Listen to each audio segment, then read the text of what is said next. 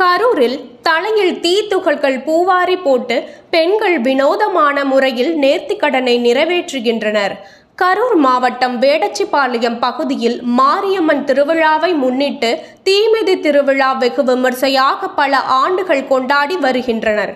இத்திருவிழா 3 நாட்கள் கொண்டாடப்பட்டு முதல் நாள் தீமிதி திருவிழா அக்னிச்சட்டி, 2ஆம் நாள் பொங்கல் விழா மாவிளக்கு, 3ஆம் நாள் கிடாவெட்டு மஞ்சள் நீர் கொண்டாடி வருகின்றனர்.